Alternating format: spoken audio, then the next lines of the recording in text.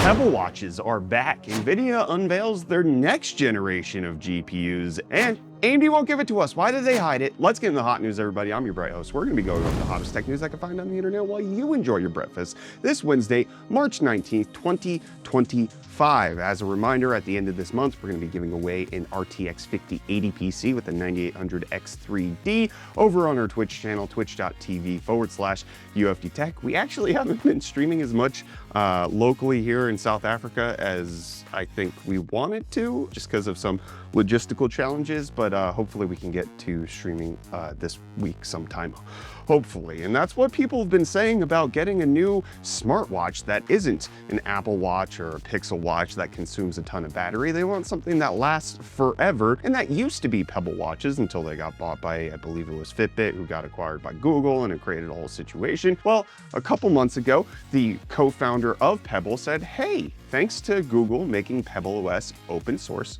we can now make Pebble watches again. And that's exactly what's happening with them going up for pre-order yesterday.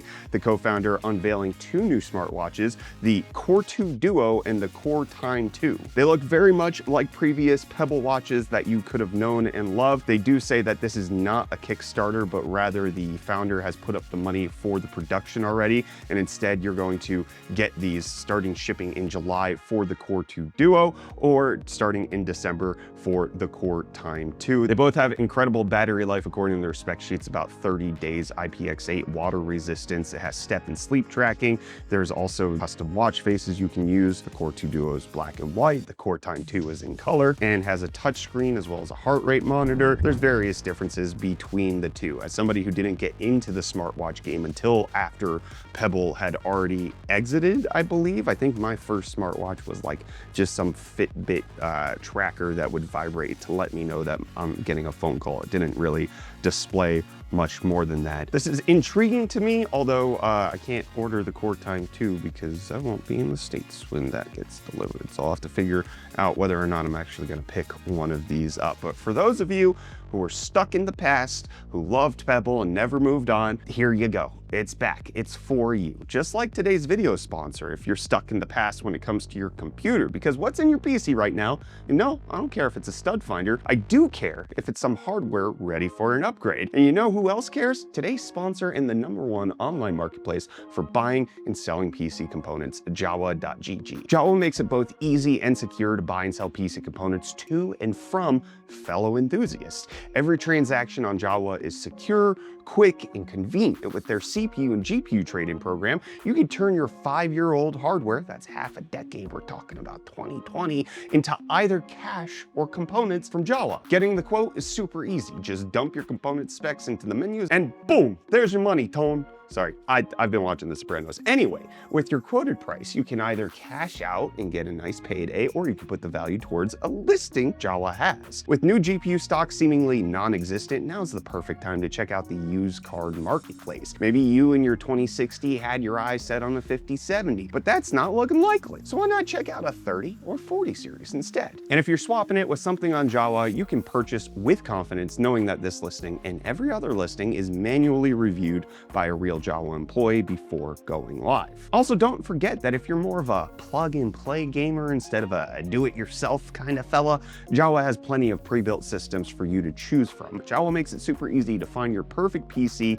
through their PC Finder. But if you're having trouble deciding, you can always check in on the Jawa Discord to get advice from fellow PC enthusiasts on whatever problem might be racking your poor little noodle noggin. So you can check out what an upgrade through Jawa can look like for you by exploring their trade-in program today, or keep it super simple and grab a ready-to-use PC. You can use the link in the description to get started on your upgrade right now. Also, don't forget to use our code UFD10 for 10% off up to $10. Thanks to Jawa for sponsoring today's video. But while you might go to Jawa for some of the older hardware, Nvidia is already talking about the next stuff. They don't care that you can't get an RTX 50 series card. They gotta keep their investors happy. So they had their GTC event, which is their dedicated thing to kind of show off all of the AI advancements. This is where we got that Star Wars ray tracing video way back in the day when they unveiled their Volta architecture. And now we have the unveiling of the Rubin Ultra and Feynman chips, which should be coming out in 2026,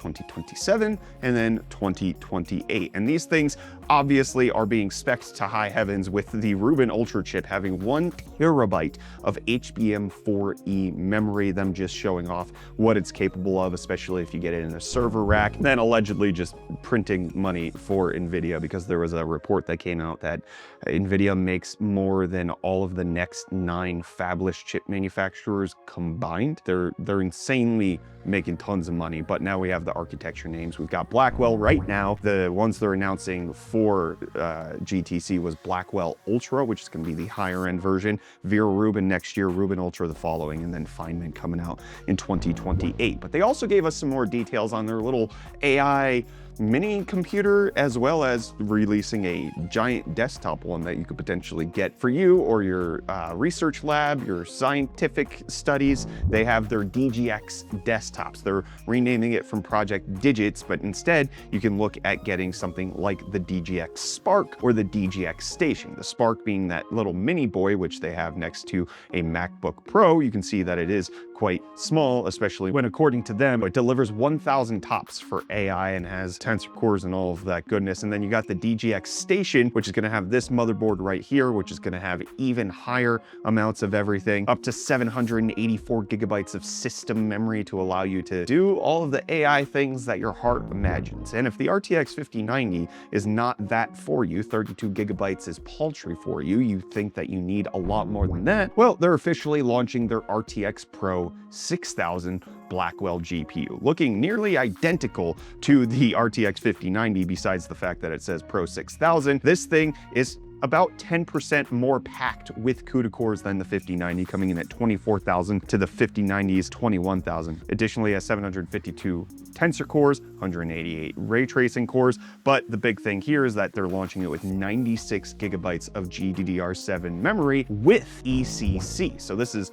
a wild GPU, 512-bit bus, 3 gigabyte modules on both sides of the board. So they're just cramming it all in there to make it a massive AI powerhouse. And they're also going to have both the desktop version, like we just saw with the 5090 cooler, but then also server editions that have the blow-through stuff, as well as having a Max-Q version, which is going to be lighter on the workload of 300 watts. But the RTX Pro 6000 is going to be 600 watts of power. So more TDP, more CUDA cores, and an insane amount of more memory, just being a monster when it comes to anything that is memory heavy and needs a lot of GPU acceleration. I don't know how much it's going to cost. They didn't unveil that. Don't know where you're going to be able to buy it. They didn't unveil that either, but it's real. It's allegedly coming out. Just like Reece is allegedly going to bring you deals. He did it yesterday, and then we kidnapped him. We went shopping with him afterwards. Went to go eat at Parrots. It was nice. Had a nice, lovely lunch. Yo, welcome back to UFD Deals, bringing the hottest tech deals out on the internet. It is Wednesday, my dudes, and I have a couple of deals for you guys. Starting off with this MyCharge Amprong Max 20,000 milliamp hour power bank, going for only $11.99 on clearance. But then next up, we have the Arctic Liquid Freezer 2 240mm AIO CPU liquid cooler, going for only $33.49, making it $10 off. This is B stock, which means the box is probably damaged or something along those lines, and it can't be put on a shelf because it doesn't look as pretty. But then up next, we have the beautiful Montech King 95 dual chamber ATX mid tower case, available in this Prussian blue for only $79.99, making it $45.01 off. And hey, with that, the deals are done. You can find these and more linked in the video description down below. But until next time,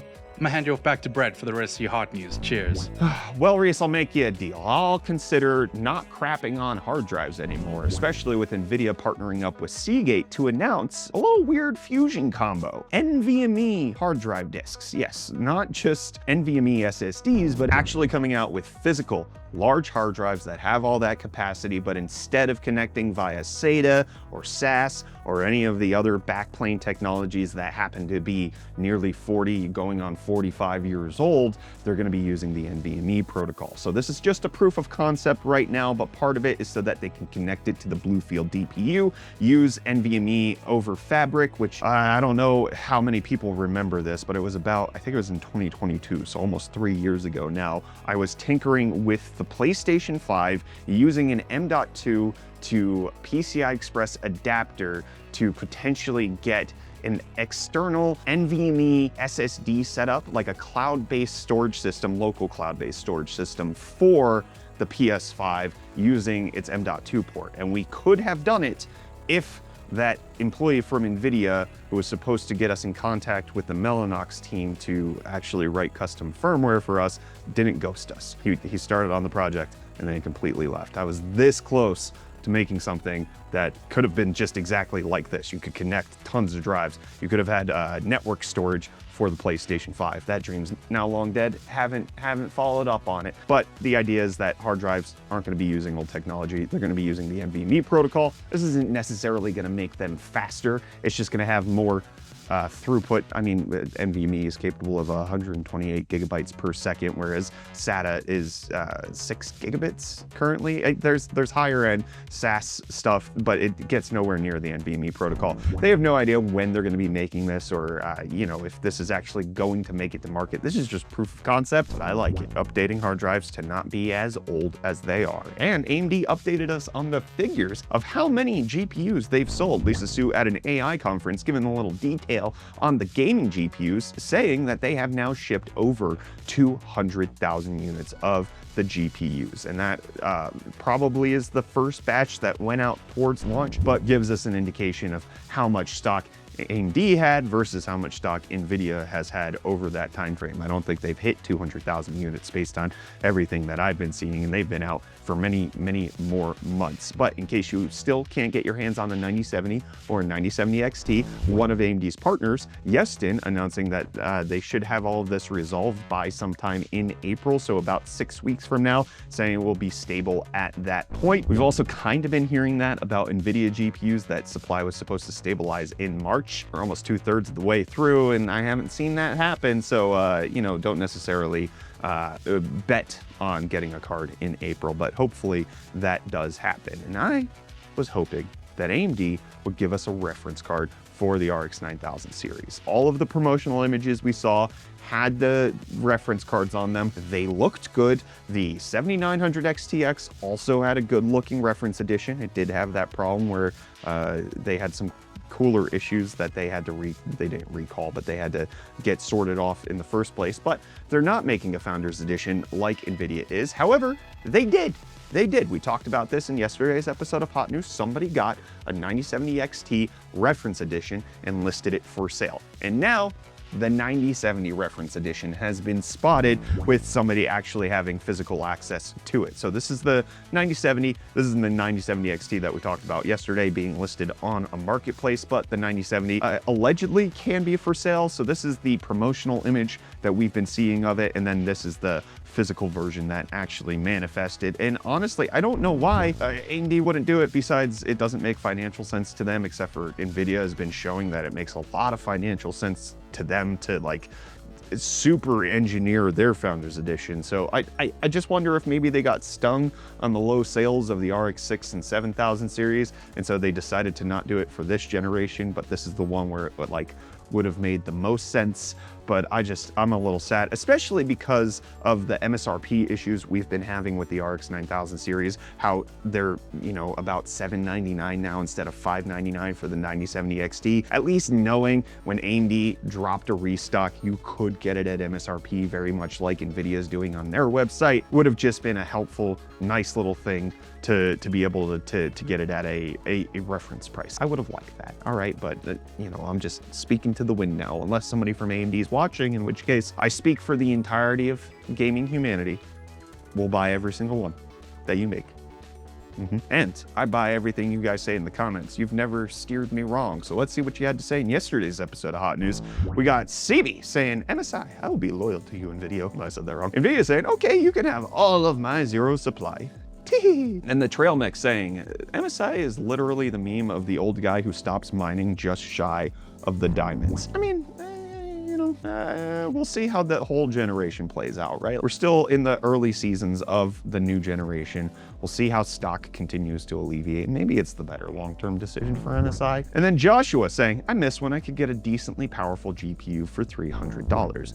You can. I mean, the Arc B580 has been out for quite a many moon. Those you can get those for $280 quite often. They're a considerable step up from the previous $300 GPUs. Additionally, like I know it seems like everything's really expensive, but this happens every new GPU launch where the low-end stuff only comes out way later, like June or July, if it launches and if the high-end stuff launches in November to January. So like a $300 GPU from Nvidia is coming. The 5060 will be here. And I know a lot of people want to joke that the 5060 won't be $300, but they have shown that they're keeping the prices the same at MSRP. So I don't have reason to believe it's going to be much more expensive, especially with the 5070 being at $549 MSRP. You can buy that from Nvidia's Founders Edition directly, and then the 9060 should also be competitive in that price region. We're just in the early cycle, early part of the delivery, so I think just hold your horses. And then None Equal saying, South African and American watching an American in South Africa. Missed the speckled egg switch energy drink. You should give it a try. Been a supporter for years. Keep up the good work, UFD team. Thank you. I've been trying to find the speckled egg ones. Haven't been able to. Going back to some of my staples that I really like. The orange bubblegum, fantastic flavor. The purple, as it was originally known, the epic flavor, because I started drinking Switch when they were just popping up on Spar shelves. I mean, these were all limited edition back in the day. Like the orange bubblegum, I remember the saying limited edition. They didn't plan on keeping that, but these were like the staple flavors. The purple and the blue, I very much like. The red, not so much. The green was all right. Haven't tried the speckled egg. Got to try the jelly babies while I was here. Got to try the spring box. Haven't tried the blueberry meringue. Want to try that one as well as the strawberry one. Anyways, I just have them here. They're not sponsoring us. They did give us a couple cases all the way back in 2018, 2019, but this is just like when we're filming shorts, it's a subtle nod to any South African for them to know that I'm physically in the country because I have a beverage that like is locally available. That's why it's there, just to signify, hey, I'm here, and I'm not anymore. I'm gonna be done with this episode of Hot News. I'll see you later.